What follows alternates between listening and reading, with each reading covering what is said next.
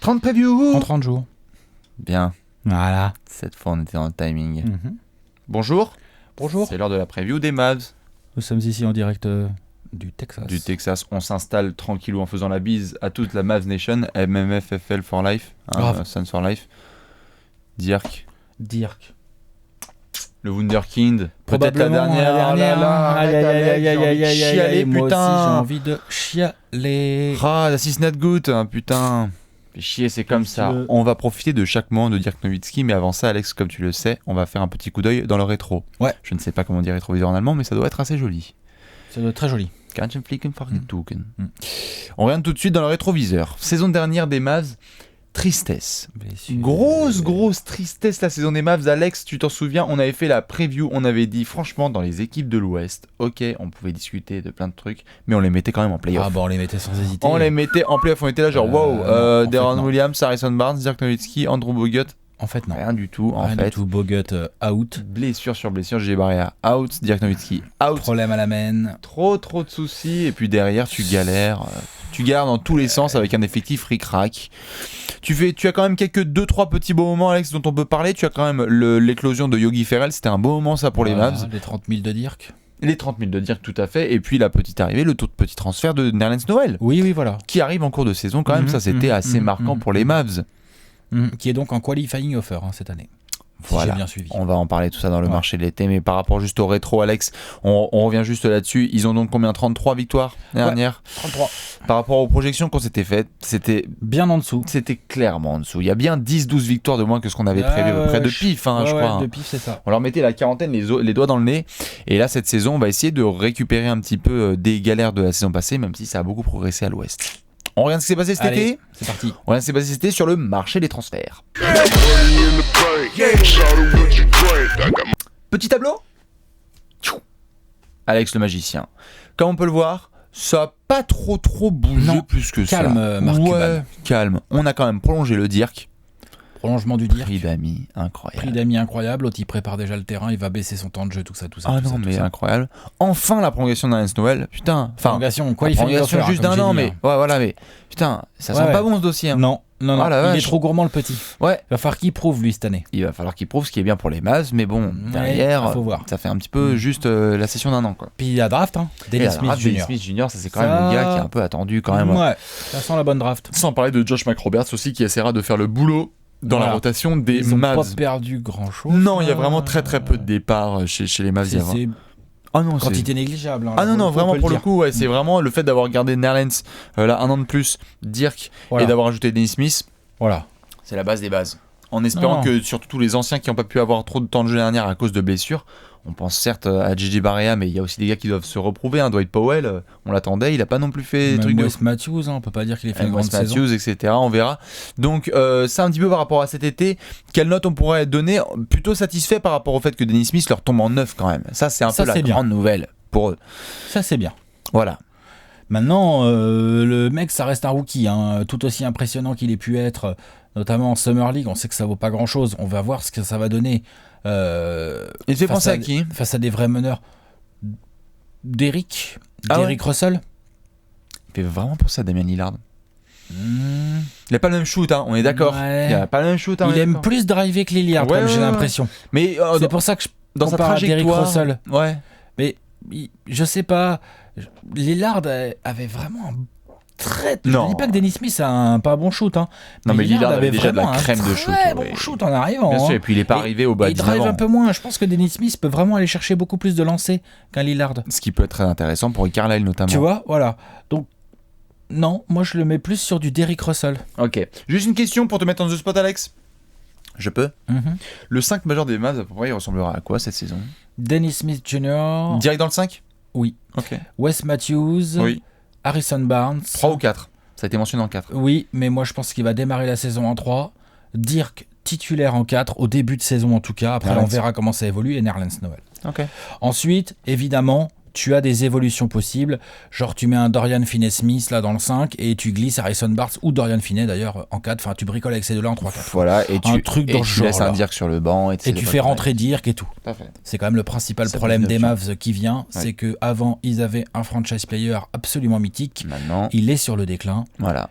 il approche Et la gentiment de la transition, c'est pas Harrison quarantaine. Barnes qui va être franchise. Et Malheureusement, voilà. les copains, ça va être un petit peu compliqué. Voilà. Bon soldat, mais ça va être un peu compliqué. Non. On verra ce que ça va donner pour Harrison Barnes, qui lui aussi va vouloir fermer quelques bouches parce qu'il y a eu beaucoup de critiques sur lui la Ouais, saison il va dernière. avoir du mal, je pense. Eh oui, on va voir. Mais dans tous les cas, ça va être intéressant, surtout sur le camp d'entraînement des Mavs, parce qu'il y a beaucoup de rotations qui ne sont pas fixes. On ne Non. sait pas vraiment. Carlisle, il a du boulot là. Oui. C'est un bon Carlisle, hein, mais il C'est a un du bon- boulot. Bien sûr. Mais tu vois, c'est pour Confiance ça que je mets totale. Dennis Smith à la main, parce que je me dis que quel est l'intérêt de Carlisle de mettre des gars. Il va mettre qui devant Dennis Smith? Ça va être qui? Il a Dis-moi. juste dit que pareil, il veut respecter le protocole de faire en sorte que le gars mérite ses minutes. C'est juste oui, ça. mais C'est juste ça. à un moment donné, tu mets qui à la place? Devin Harris? Je suis bien d'accord. JJ Barea? Non, mais Seth c'est qui Curry. que t'amènes? Seth Curry, c'est un 2. Je suis d'accord. C'est jamais un meneur. Je suis bien d'accord. Enfin, pour moi. Non, mais Pour moi, Seth évidemment, Curry, c'est un non, mais 6e homme, quoi. C'est un mec qui réfléchis, rentre top of the- en rotation, Tout à soit fait. tu vois, et Yogi Ferrell. Ça a été mentionné, Yogi Ferrell en starter. alors là, si c'est pour mettre Yogi Ferrell à la place de Dennis Smith Jr. en titulaire, je ne suis pas fan. Nous Mais sommes après, bien on d'accord. verra bien. Dans tous Carlisle, les c'est un cas- coach en lequel j'ai confiance. Attends, Alex, on est quand même d'accord que le 25 décembre, cette affaire, elle est réglée. Dennis Smith, il est junior, il est titulaire. Bah, a et puis priori, voilà. oui. Voilà. Donc c'est juste ça. C'est juste au début, on va voir ce que ça va donner. Ouais, bien sûr. Mais tout ça, Alex, va nous mener à une question de la mort. Dis-moi. Tu es prêt? Ouais. C'est l'heure de la question de la mort.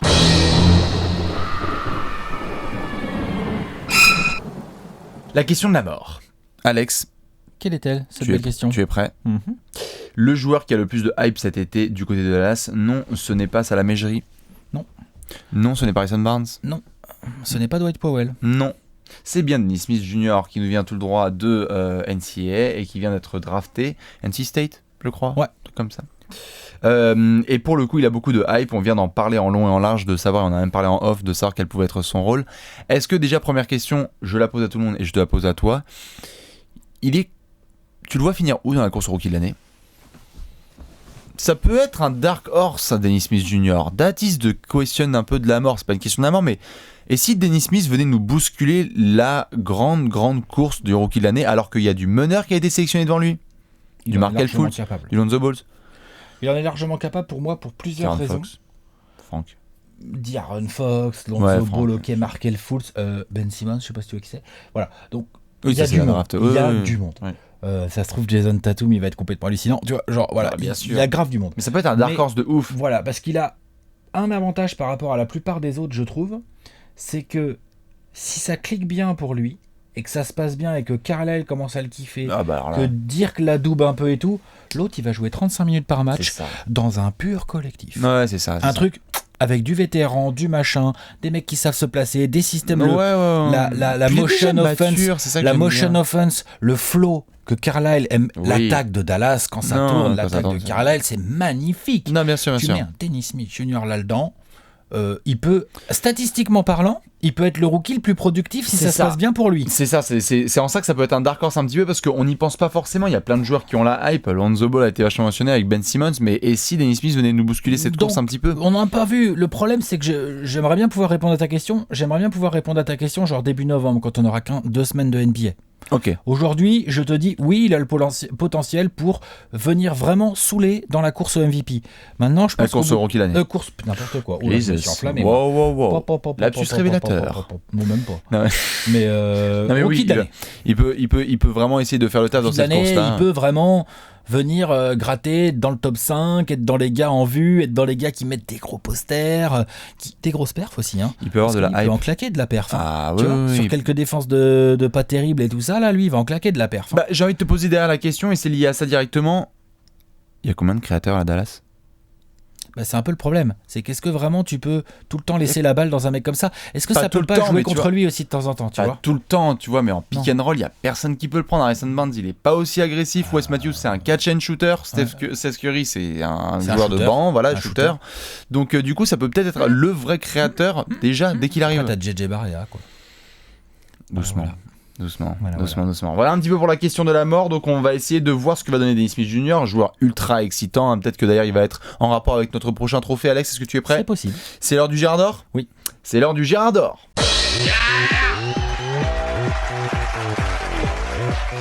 Le Gérard d'or, le Gérard d'or. Je le donne à Alex. Vas-y, essaie de te rattraper. Tout Bien à fait. sûr, Là, c'était- ça va attends, mieux, tout à c'est l'heure, Dallas, c'était- c'est safe. C'est un accident. C'est safe, exactement. Du coup, juste pendant que Alex réfléchit un petit peu à son pic, on réexplique le Gérard d'or. Il est 3h du matin, nous sommes à l'American Airlines Center. pas Arena, puisque ça c'est à Miami. Tout à fait. Center, nous sommes à Dallas. Et donc à ce moment-là, tu te dis, wow, je vais vraiment cliquer cette saison pour les Mavs, et ce sera parce que Dirk Nowitzki. il y a un moment où il faut se dire, chaque seconde compte là. Chaque seconde compte. C'est die hard. Puis dis donc, The Art. il a passé les 30 000. Est-ce qu'il peut aller nous chercher le top 5 Wilt. Wilt. Oh la vache. Ça serait. Il faudrait, si je ne dis... un grand blanc, Si- il irait chercher Wilt Chamberlain en points marqués en carrière. Alex, si je ne dis pas de bêtises, je n'ai pas le chiffre en tête, mais je crois qu'il faut qu'il 20e fasse... saison, si je dis pas de conneries. Ouais, je crois qu'il faut qu'il fasse une saison à genre 16 points de moyenne sur 70 matchs. Pas facile, mais c'est jouable. C'est possible, hein. C'est jouable C'est pour le possible dire. pour Bien dire. sûr, bien sûr, surtout avec un été reposant, Et etc. puis, Rien que pour ça, je vais cliquer quand même Dallas régulièrement. Mais oui. Parce que, genre, il va y en avoir un ou deux matchs où le dire qu'il va prendre feu. Mais et oui, ça va être génial. Ça va être incroyable, Le bien public sûr. derrière lui. Vraiment, moi, le Pour peu souvenir, qu'il y ait un push de playoff, le vas-y. souvenir de son match à 30 000 points, pur Ah, c'est souvenir. incroyable, bien sûr, face aux Lakers, Pur c'était souvenir, incroyable la saison dernière. pur Ouais. souvenir. Pour peu qu'il y ait un push en playoff, tu sais, où ils sont là, genre à 2 semaines de la fin et qu'ils Pour commencent peu. à être taquins. Pour peu, mais bon. Bon, C'est après tout ça, on ce qu'on verra. lui- sur la C'est pression. tout ce qu'on lui souhaite. Oui. Mais bon, voilà. Ça va être un peu facile. compliqué. L'Ouest, C'est clair, c'est clair. Mais Bon, dire bon, qu'il bon, va bon. falloir, Alex a raison de le mentionner parce que ça va être vraiment le joueur là dont il faudra profiter chaque seconde. Peut-être que si ça se trouve, ce sera dans son dernier déplacement dans telle ville, contre telle franchise, Ouais. contre tel joueur. Ouais. Il y aura peut-être la dernière de, je sais pas moi, ça peut paraître anecdotique, hein, mais la dernière rencontre entre Jason Terry et Dirk Nowitzki. Ouais. Pourtant, ce sont des gars qui vont se revoir peut-être une dernière fois. Non, mais tout à fait. Donc ça, non, moi, Dirk, clairement, c'est mon Gérard d'or des Mavs. Très bien. Eh bien, écoute, moi je vais prendre un joueur un tout petit peu plus jeune et pas forcément tout. Je vais prendre Nerlens Noel, qui est vraiment, c'est pas une embrouille non plus, mais la fin du dossier Nerlens Noel prolongation à Dallas, c'est pas très bien passé. Chelou, ça. Agent changé, etc. C'était un peu chelou. Il prend donc la qualifying offer pour faire 1 an à Dallas et vraiment, Alex, traduisons-les, je mise sur moi pour l'été 2018. C'est vraiment ça. Je vais prendre le pactole en 2018. Exactement. Donc, il faut s'attendre à potentiellement une grosse saison de Nerlens Noel qui veut booster absolument sa cote avec une pure campagne chez les Mavs. C'est un mec qui veut se faire, tu vois, je sais pas quoi, peut-être pas non plus un double-double avec 3 contres, mais c'est un mec qui veut quand même. Non, on est d'accord. Mais c'est tout à fait. Mais c'est un mec qui veut essayer d'être le plus polyvalent possible en défense pour que quand il arrive sur le marché, il fasse les gars, filez les contrats Je max. suis mobile, je prends des rebonds, je défends. Voilà. Donc, parmi tous les mecs les plus motivés, je crois que Nerlens peut être tout au-dessus et je crois que ça va être assez intéressant à voir. Surtout que les soucis intérieurs de Dallas. Ah, il va y avoir du temps de jeu. Ouais, il va y avoir du gras du temps de jeu. Voilà un petit peu pour les Gérard d'or. Donc Nerlens Noel pour Bibi et Dirk Nowitzki, aka le Wunderkind, aka top 5 score all time. Ah, bah ça, mon Dirkus. Ah là là, ça va être quelque Avec chose. le Dirkus. Et quoi. oui, il faudra profiter de chaque instant. Mais nous, Alex, comme tu le sais, on doit faire un pronostic, je crois. Allez, T'es chaud? un pronostic Dirk. Exactement. C'est l'heure du pronostic Dirk.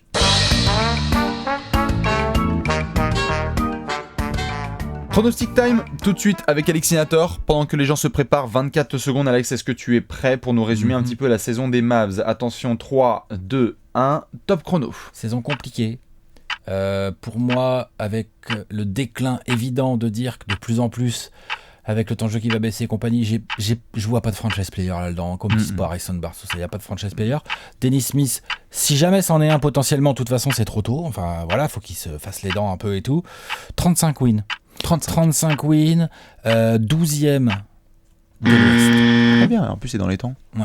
Beau gosse, 24 secondes. Eh ben écoute, je vais essayer de faire pareil. Attention, 3, 2, 1, top chrono. Eh bien, 36. Juste victoire, j'étais un tout petit peu plus généreux avec les Mavs. Je pense qu'ils ont vraiment pris cher au niveau des blessures dernière. J'espère qu'ils vont avoir le même karma. J'aimerais voir ce que ça va donner. Voilà, tout à fait, on va toucher du bois pour eux. Et puis il y a des petits, mine de rien, à développer au-delà des Dennis Smith, etc. J'ai hâte de voir une nouvelle saison de Seth Curry, un petit peu avec un peu plus de bouteilles. J'ai bien envie de voir Harrison Barnes avec des bouches à fermer. Donc voilà, il y a des gars un petit peu que j'ai hâte de voir sur le parquet. Une confiance totale à Rick Carlisle, c'est le genre de mec, tu lui files 3 ficelles et tu fais une ratatouille. Ça va pas en playoff quoi pour Ça ça. ne va pas en playoff, c'est 36 On est victoires, d'accord, c'est parce que terminé. c'est de ça qu'on commence à parler là. Exactement. Et bien tiens Alex, ça tombe bien, ça me permet de montrer tout de suite peut-être le tableau des pronostics. Allez.